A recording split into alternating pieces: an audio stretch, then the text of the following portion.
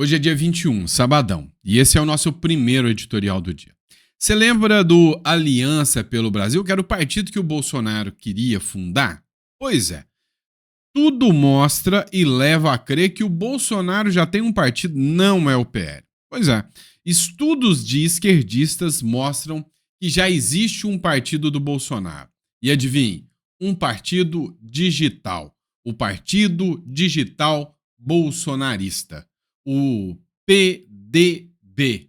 Já ouviu falar nisso? Pois é, a gente vai falar sobre isso. Olha que loucura essa informação que chega aqui pela matéria do Estadão aqui. Outro ponto que a gente vai discutir também é a união do PT, do PSOL e da ONU para atentar contra a soberania do Brasil e atentar contra as nossas crianças e contra a educação do Brasil. Pois é, essa turminha se juntou para acabar com as escolas cívico-militares aqui no Brasil. Pode ter certeza de uma coisa, vai dar ruim. As famílias brasileiras que querem uma educação de qualidade para os seus filhos estão ficando com raiva do PT e do PSOL. Eu acho bom, tá? Vamos lá. Outro ponto. Já era pro PT. Olha essa matéria da Veja. Partidos do centro, com ministérios no governo Lula, já estão revoltados com o governo Lula. Não querem nem saber do governo Lula mais. E aí, um dos principais partidos, inclusive que é a União Brasil, que tem ministérios, já deu até tempo, já deu dia para os ministros do Lula caírem fora, pularem fora do barco. Ninguém do União Brasil quer estar mais no barco afundando do governo Lula. Até o PT já está revoltado com Lula. Pois é, olha essa matéria do Metrópolis aqui, que diz que o PT apontou a quebra de confiança com o próprio governo. Olha isso, é o PT sentindo que não dá para confiar no governo do PT. Se nem eles acreditam, imagina nós, né? Agora, outro ponto também. A mídia já está falando abertamente na possibilidade de prisão do Bolsonaro e dizem em prisão domiciliar. E que o Bolsonaro, inclusive, já se manifestou se fosse o caso de determinarem uma prisão domiciliar contra ele. Afinal, qual seria o resultado? Bolsonaro aceitaria ou não uma prisão domiciliar? Nós vamos falar sobre isso. Olha a outra matéria do Estadão Investidor. Para você que acredita aí que Bitcoin está 100% seguro, e é óbvio, tem a questão da carteira, da wallet, né? Tem um monte de coisa que a gente não vai entrar aqui. Nosso canal, este aqui não é focado em investimento, mas a gente ainda vai ter o nosso canal de investimento rapidinho, tá? Mas olha só, Israel hackeou uma corretora cripto lá do Irã. E adivinha? Sumiu. 90 milhões de dólares fez. Virou bomba, né? Sumiu. Desapareceu. Evaporou. Vamos falar sobre isso? Vamos entender tudo que está acontecendo na política brasileira com altas informações importantes para vocês, tá? Então, não esqueça de se inscrever no canal, curtir, compartilhar. É sempre importante que você mande o nosso vídeo para o maior número de pessoas para que eles saibam o que está acontecendo no Brasil e no mundo. Fechou? Bora para cima? Então vem comigo, vamos começar e vamos falar do que é esse tal de PTB, né? Não. É PDB, Partido Digital do Bolsonaro. Vamos entender. Pessoal, olha só que curioso, né? Teve um estudo daquela turma militante das universidades, aqueles marxistas, dizendo que existe um partido bolsonarista. Olha o que diz essa matéria aqui do jornal Estadão. Estudo mostra como o bolsonarismo opera como um partido digital, fora das estruturas partidárias. Olha que interessante. Pesquisa conduzida por Sebrap, CCI e Instituto Democracia em Cheque mapeou e analisou a situação de bolsonaristas e parlamentares tradicionais do PL e identificou uma entidade paralela à legenda. Diferente dos outros grupos ideológicos no Brasil, o bolsonarismo funciona como um partido digital, uma estrutura organizada e descentralizada que disputa poder político e eleitoral à margem das instituições e das legislações formais. Olha só que absurdo isso aqui. Quando a gente começa a observar tudo isso, a gente entende e sabe que essa turma marxista, leninista, comunista, né? Essa turma, eles precisam de uma liderança, eles têm que estar sobre o manto de um líder supremo, do olho que tudo vê. Eles não conseguem acreditar que as pessoas conseguem ter um senso comum. Ou seja, por exemplo, Você que me assiste, você é a favor da corrupção? Eu acredito que não, senão você estaria em outro canal, não nesse. Você que me assiste, você é a favor que o brasileiro, cidadão de bem, possa ter sua própria arma e se defender? Você que me assiste, você acredita que quem deveria regulamentar o porte de arma seriam os estados? Que a lei penal deveria ser regida pelos estados? Você acredita em mais Brasil e menos Brasília, tirar os poderes, né, do governo federal e dar mais poderes aos estados e municípios? Você acredita nas ideias liberais? Se sim, quer dizer que nós dois pensamos igual. Nós temos um senso comum, coisa que essa turma não tem. Tem que vir um imbecil de cima falar para todo mundo, olha, lá no Irã, na Palestina, tudo é lindo, maravilhoso, e Israel que é mau e é genocida. E aí essa turma, abestalhada, acredita nesse tipo de coisa. Eles não conseguem tomar suas próprias decisões pelo senso comum, pela lógica, pelo estudo. Quantas vezes eu já falei para vocês que o cara que só lê um livro, ele não é um especialista, ele é um doutrinado.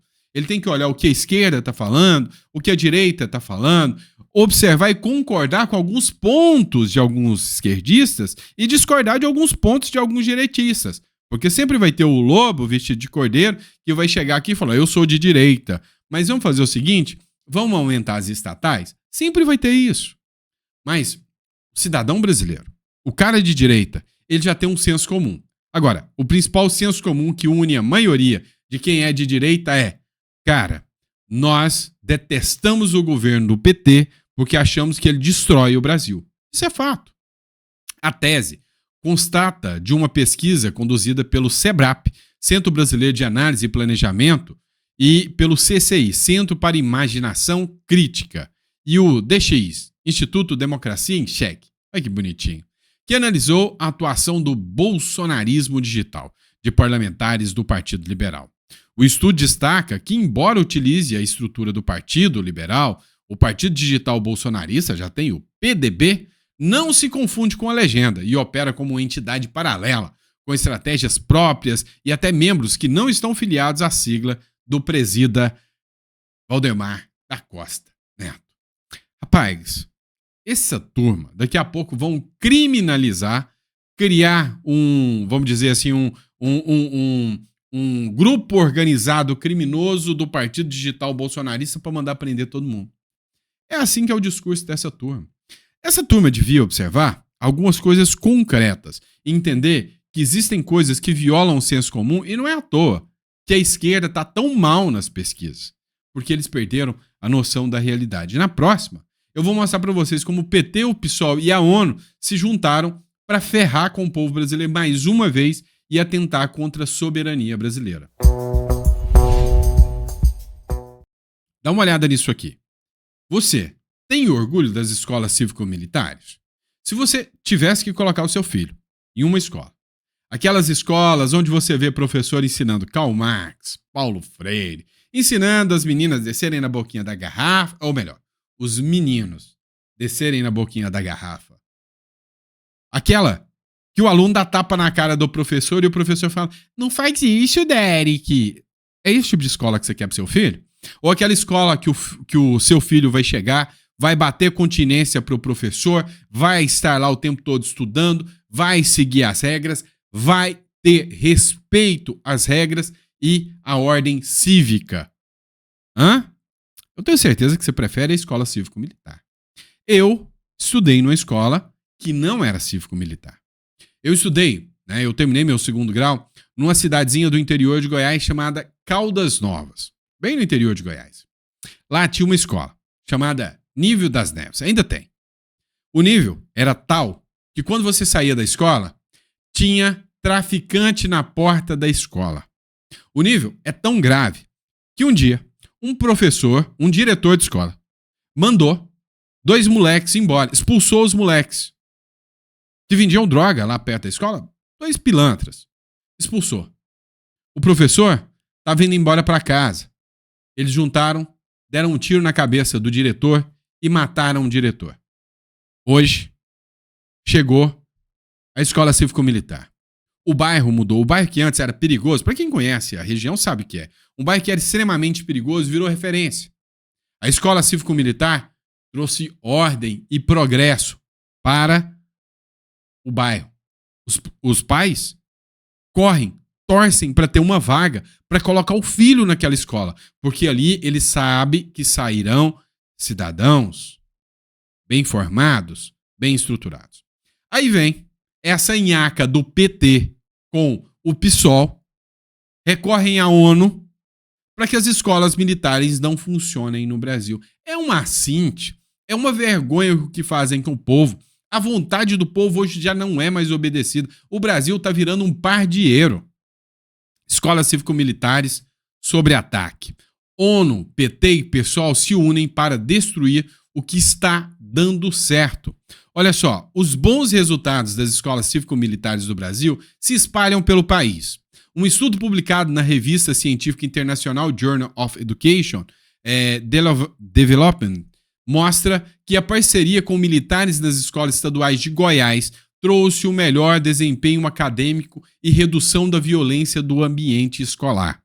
A Secretaria Estadual de Educação do Paraná também afirma que o Índice de Desenvolvimento da Educação Básica, IDEB, no estado, que lidera o ranking do país, é destaque nas instituições que seguem o modelo. Além disso, relatos de Roraima, no norte do Brasil, apontam que a participação dos militares transformou colégios de áreas que antes eram controladas por facções criminosas, como o PCC. Sim, as facções criminosas não querem as escolas militares. Sim, os grupos criminosos organizados que antes vendiam droga na porta das escolas estão perdendo o seu poderio lá, porque chegando lá, tem professores, tem gente lá que está com os militares lá, então tiveram que dar linha. Agora, a pergunta é, o PT, o PSOL e a própria ONU, está servindo a quem aqui? É a população brasileira? Duvido muito, duvido muito. Estão lascando com a população brasileira. Isso é a mais pura verdade. Mas não para por aí, não. Aqui se planta, aqui se colhe. Deus é tão bom que ele te dá a chance de você plantar exatamente o que você quiser. Mas ele é justo. Você vai colher exatamente o que você merece. E o PT já está colhendo no Congresso Nacional exatamente o que ele merece, uma debandada de partidos que estão pulando fora do PT. Olha essa matéria da Veja. Partidos de centro, com ministérios no governo, sinalizam oposição a Lula nas eleições de 2026. Eu te pergunto, como alguém ou algum partido ainda pode defender esse governo? Não faz o menor sentido. Em 2003, quando iniciou seu primeiro ano na presidência da República, Lula tinha o apoio nada menos que 11 das 15 legendas da Câmara. Olha só, né? Ou seja, tinha uma hegemonia total. De 15, ele tinha 11 legendas que estavam com ele. Embora contasse com uma frente ampla na esplanada e no Congresso, ele imaginava que teria de reproduzir o máximo possível essa aliança na eleição seguinte, quando faria uma nova disputa contra o bloco oposicionista, liderado pelo PSDB, né? Todo mundo sabe que era Teatro das Tesouras. No primeiro semestre de 2006, chegou a oferecer vaga de vice-presidente, que estava com José Alencar, do então pequeno PL, para o gigante PMDB, liderado pelo governador Orestes Quercia. Você sabia, a gente acabou de falar do Partido Digital, né? Mas você sabia que o PL já teve ali com José Alencar ao ladinho do Lula? O próprio Valdemar Costa Neto foi uma das figuras, né, que foram muito mencionadas, inclusive, na época do Mensalão. Você lembra disso, né? Então, sempre, abre o olho em qualquer político. Não é qualquer político que chega aqui e fala, eu sou de direita e estou lutando pela sua liberdade. Que é verdade, não, tá? Abre o olho. O esforço, no entanto, não vingou. E Lula foi para a reeleição, abraçado apenas pelo PT e pelos minúsculos PCdoB e PRB, que hoje é o republicano, partido do Roberto Jefferson, que foi o estopim do Mensalão. Você lembra disso, né? Foi o primeiro a contar do Mensalão. Quase 20 anos depois, às vésperas de buscar outra recondução ao cargo, o petista convive dramaticamente com a possibilidade de ver de novo boa parte dos partidos que ocupam cadeiras ministeriais subir nos palanques da oposição. Nada mais justo. Eu, sinceramente, se você vier como candidato de um partido que apoia o Lula, nem me pede voto. Eu vou te mandar ir a fava. Pode ter certeza disso. Outro ponto, matéria do Metrópolis. O prazo do União Brasil para seus ministros pedirem demissão do Lula vai todo mundo pular fora do barco. A União já mandou o recado. Ninguém com ministério no governo Lula, ninguém ligado ao governo Lula. E você é de direita, se o cara vier pedir voto e tiver num partido do Lula, manda esse cara ir às favas. Isso é fato. Cacique do União Brasil dão como certo que até o final de 2025, 2 dos 3 ministros da cota do partido entregarão seus cargos como parte do desembarque da sigla do governo Lula visando as eleições de 2026. Segundo as lideranças do União Brasil, ouvidas pela coluna, os ministros do Turismo, Celso Sabino, e das Comunicações, Frederico Siqueira, ambos filiados ao partido, devem pedir demissão a Lula até o final do ano. A exceção seria Valdez Góes, atual ministro da Integração do Desenvolvimento Regional, que deve ficar no cargo. Embora não seja filiado à legenda, Valdez foi indicado pelo presidente do Senado, Davi Alcolumbre, que é do União Brasil. Olha, a verdade, né, é que o jogo político, ele é sinistro. Né? Ali dentro, você conta a dedo aquelas pessoas que têm credibilidade, pessoas que você literalmente pode confiar. Né? Literalmente são poucas as pessoas que você apresenta uma credibilidade, né, uma confiança nessas pessoas. Agora, uma coisa é certa, nós que pagamos a conta dessa farra toda, temos que saber muito bem escolher, né, e começar a estudar muito antes. Não adianta só depois, na hora H, aparecer um sujeito com uma fotinha lá do Bolsonaro lá e falar que vai ser conservador e depois fazer como muito peixe por aí, né? Mas vamos lá. A imprensa já fala abertamente em prisão do Bolsonaro. A Bela Megali fez uma matéria dizendo que o Bolsonaro vai rejeitar qualquer possibilidade de prisão domiciliar. Se tiver que cumprir prisão, o próprio Bolsonaro vai peitar cumprir, né? Igual o Braga Neto. Só que a gente não pode esquecer que o STF já abriu uma exceção para mandar o Bolsonaro, adivinha para onde? Para uma prisão comum. Abriu exceção com Collor. Lembra? Olha só. Aliados creem que Bolsonaro rejeitará a prisão domiciliar se condenado. Com a condenação dada como certa, no caso da tentativa de golpe de Estado, até porque o que vale aqui não são os fatos, não são as provas, é o interesse político. Então, quando, né, uma imprensa fala que tem uma condenação dada como certa, isso aqui é um escárnio com o Estado democrático de direito. É um escárnio com o devido processo legal. Como que uma condenação pode ser dada como certa? Ainda mais num processo como esse, cheio de falhas, cheio de furos. É absurdo, né? O Brasil, sinceramente, está se tornando uma república das bananas. Mas, com a condenação dada como certa, no caso da tentativa de golpe de Estado, Jair Bolsonaro não deve pedir para cumprir pena em prisão domiciliar na avaliação dos seus aliados. Na leitura desse grupo, próximo ao ex-presidente, a prisão domiciliar aliviaria a pressão sobre o Supremo Tribunal Federal e o ministro Alexandre de Moraes. A avaliação é que se o capitão reformado estiver preso em uma unidade militar, como ocorre com o general Braga Neto, seus apoiadores teriam mais argumentos para inflar a base bolsonarista e criticar a corte. Ou seja, a Bela Megali diz aqui o seguinte, se o Bolsonaro for para uma prisão domiciliar, ficar numa mansãozinha, igual o Collor, não vai rolar falar que o Bolsonaro está sendo perseguido político. Isso é uma balela, né? Vamos ser sinceros. Todo mundo viu que o processo, a inelegibilidade do Bolsonaro é um assinte, né? É uma falta de noção sem precedentes, né? É uma sem noção, né? Uma ação sem noção. Por quê? Ora, como assim? Criticou as urnas eletrônicas. Inelegível. Inelegível.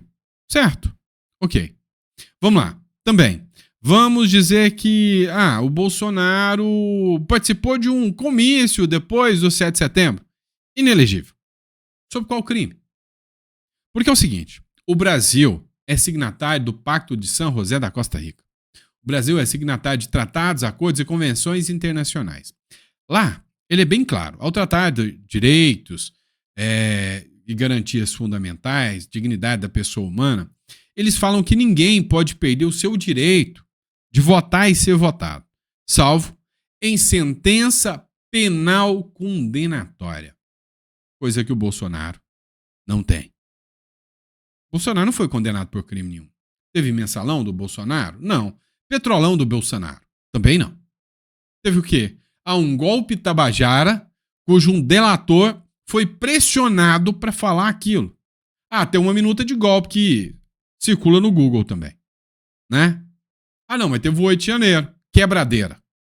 Tá, mas até os jornais já dizem que não dá para vincular o 8 de janeiro com um golpe. Nunca teve uma troca de mensagens sobre quem estava organizando os movimentos com o Bolsonaro ou a cúpula do Exército. Pois é, o discurso fica cada vez mais frágil. E aí, tanto faz se o Bolsonaro tá na prisão domiciliar, tá preso na cadeia, tá vivo ou tá morto. Uma coisa é certa, não há Estado Democrático de Direito nessas decisões. Quando a vítima julga o réu. Não dá para acreditar que isso é justo. E aí, quando a gente fala em justiça, né? A Bia Kicis publicou uma matéria da revista Oeste, né? São algumas coincidências, né? Algumas coisas assim que chamam a atenção, né? A esquerda coleciona atentados contra candidatos de direita. Mas também eles são a turma do amor. E a direita é a turma do ódio, do discurso do ódio. Mas quem leva a facada, o tiro, sempre é o cara da direita, né? Impressionante, não é? Jair Bolsonaro foi esfaqueado no meio da campanha presidencial. Donald Trump foi baleado durante um comício.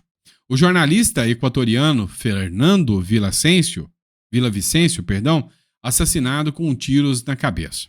E agora, Miguel Uribe Turbay, senador colombiano e candidato à presidência, alvejado por um bandido de 15 anos, em plena luz do dia.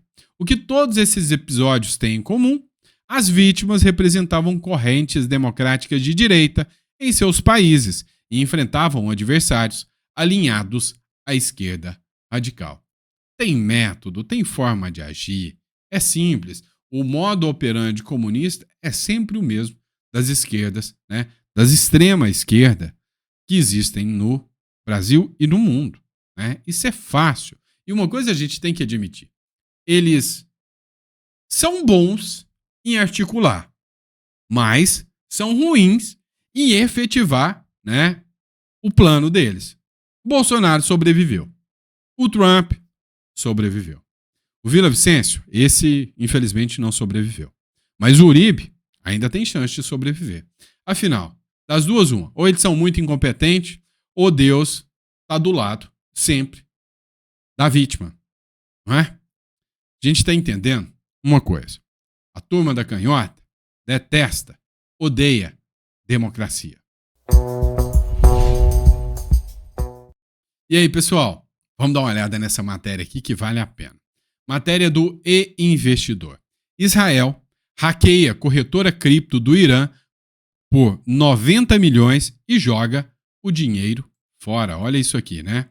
As tensões geopolíticas no Oriente Médio afetaram até as criptomoedas. Na terça-feira, dia 17, a Nobitex, maior exchange de cripto do Irã, foi hackeada por mais de 90 milhões de dólares, de acordo com a empresa de análise de cripto Elliptic.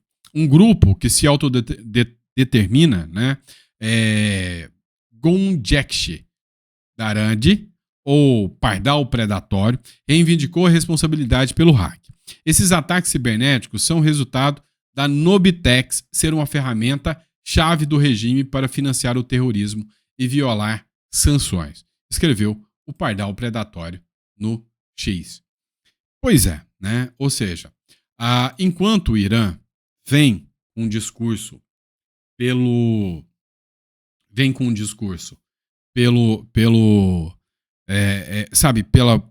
pressão, pelo terrorismo, com bravatas, Israel vem utilizando e articulando a inteligência para minar, né, a estratégia e a estrutura do Irã. Mas assim, ninguém sabe o resultado final e onde tudo isso vai parar, né? A gente já vê que já está a guerra de Israel contra o Hamas, já tem um tempo, né, que já tá rolando, já está discutindo, já está acontecendo. Mas enfim, essa guerra, né, vai ter ainda repercussões pesadas e tensas no Brasil também. no mundo, né, e no Brasil também. A gente já vai começar a sentir o preço do petróleo. O Irã, essa semana, inclusive, ameaçou cortar o canal lá, o Golfo, né, que passa grande parte do petróleo para o mundo, inclusive vem aqui para o Brasil. A gente vai sentir, né, o impacto de uma guerra, né? O Bolsonaro sentiu. Lembra que o preço das coisas subiu bastante, teve pandemia, teve guerra. O Lula vai começar a sentir os impactos disso aqui logo, logo também. Bem no meio de 2026, né? E aí você pode ter certeza que aí que a picanha está mais longe ainda, porque o preço das coisas vai aumentar ainda mais. Vamos lá, pessoal, vamos falar de uma tragédia, né? É o seguinte, ex-vereadora é procurada por matar o marido com um tiro enquanto ele dormia, né? Não é covardia ainda, né? Uma ex-vereadora do município de Paial, lá de Santa Catarina, que é Adriana Terezinha Bargestein. Adivinha o partido? Se você falou PT, acertou. É suspeita de matar o próprio marido, o Sidney Wozniak, com um tiro na cabeça enquanto ele dormia. O crime aconteceu na madrugada dessa sexta-feira na cidade, onde ela foi eleita para o cargo em 2020. A polícia civil detalhou que Adriana fugiu após o crime. Paial, no oeste de Santa Catarina, tem menos de 2.000 habitantes. O caso é investigado pela corporação como homicídio qualificado, embora outras linhas de apuração não estejam descartadas. Informações sobre a motivação não foram divulgadas. A Polícia Militar foi chamada pela central de emergência, mas não encontrou a suspeita ao chegar no local. Assim, os policiais fizeram contato com o pai dela, que relatou que a filha havia deixado os 2 filhos menores, de 6 e 12 anos, na casa da irmã, dizendo que havia atirado na cabeça do marido. Pois é, eu acho que já resolve aí grande parte da investigação, né? É impressionante, né, que esse tipo de matéria, esse tipo de divulgação não toma proporções maiores, né? Imagina se fosse aqui uma vereadora do PL, de direita, bolsonarista, tivesse feito um ato como esse, né? Estaria em toda a imprensa com repercussão geral, né? Mas é a turma do amor agindo, né? Fazer o quê, né? É a mesma turma que falava que os bolsonaristas espalham ódio, né? Deu pra perceber a narrativa desses caras. Vamos lá. O Brasil é motivo de orgulho, né? Tá virando assunto internacional todo dia. Agora, nós, no turismo, somos assunto lá no Canadá para os turistas canadenses. Olha só. Não é bom não. Né? O Canadá disse que, devido aos altos índices de criminalidade, o governo do Canadá recomenda um alto grau de cautela aos seus cidadãos que pretendem visitar o Brasil. Por quê? Porque o Brasil é perigoso, a criminalidade aqui é gigantesca, né? Dá uma olhada o que diz aqui o Ivan Kleber aqui neste caso. Devido aos altos índices de criminalidade, o governo do Canadá está recomendando aos seus cidadãos que pretendem visitar o Brasil que tenham, abre aspas, um alto grau de cautela. Vou ler aqui um trecho do comunicado do governo canadense. Abre aspas, Brasil, tenha um alto grau de cautela. Tenha muito cuidado no Brasil devido aos altos índices de criminalidade e índices frequentes de gangues e outros tipos de violência em áreas urbanas. Fecha aspas. O comunicado também cita algumas cidades. Abre aspas, crime. As taxas de criminalidade são altas em todo o país, especialmente em Brasília, Porto Alegre, Recife, Rio de Janeiro, Salvador e São Paulo, fecha aspas. O comunicado na íntegra, que foi atualizado no último dia 13 de junho, os senhores encontram aqui mesmo, nos meus stories, no perfil aqui do Instagram. Eu sou Ivan Kleber, falo diretamente de Londres, no Reino Unido, e hoje é sábado, dia 21 de junho de 2025. Muito obrigado pela audiência. Olha, uma coisa é certa, né? O Canadá soltou uma nota aqui.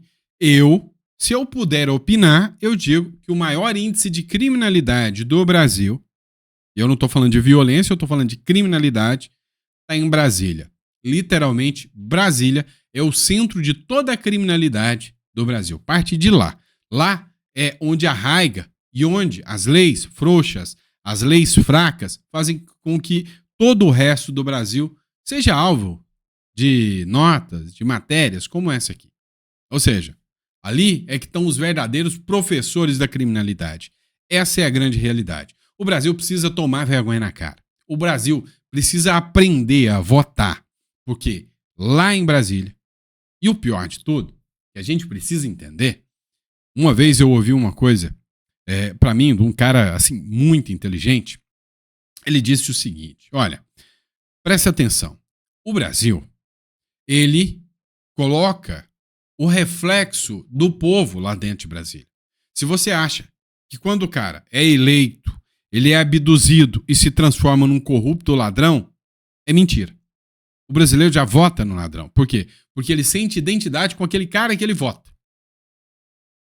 E assim, ele falou isso antes da eleição do Lula, né? Depois da eleição do Lula, eu comecei a acreditar que ele está mais certo ainda. Agora, a gente precisa entender o seguinte. Nós precisamos observar muito bem. Vamos colocar pessoas que nos representam, ainda que seja uma minoria. Mas o cara tem aqueles valores que eu tenho, o cara tem aqueles princípios que eu tenho. Vamos estudar a vida do cara? Não, eu gosto desse cara, deixa eu estudar a vida dele inteira. Vai lá, pesquisa sobre o cara, faça o seu dever de casa. Aí sim, você saberá. E uma andorinha não faz verão, né? Mas, quando um vai passando para o outro, uma corrente do bem, faz a diferença. Então, eu estou fazendo a minha parte, eu alcanço aqui milhares de pessoas todo santo dia, falando o que está rolando na política, tentando trazer consciência eleitoral, consciência política, falando dos malefícios, né, dessas políticas nefastas de um Estado grande que te arranca, né, a alma com os impostos. Eu estou fazendo minha parte.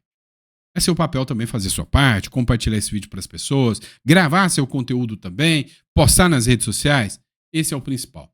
Vamos criar consciência. Porque o brasileiro já está melhorando, tá? Uma coisa, você não pode duvidar. O PT está sendo uma verdadeira aula para o brasileiro, né? Eu sempre disse para vocês que o melhor cabo eleitoral da direita é a esquerda no poder. E o PT está sendo uma verdadeira, sabe? Uma verdadeira aula para mostrar para o brasileiro tudo que não se deve ser.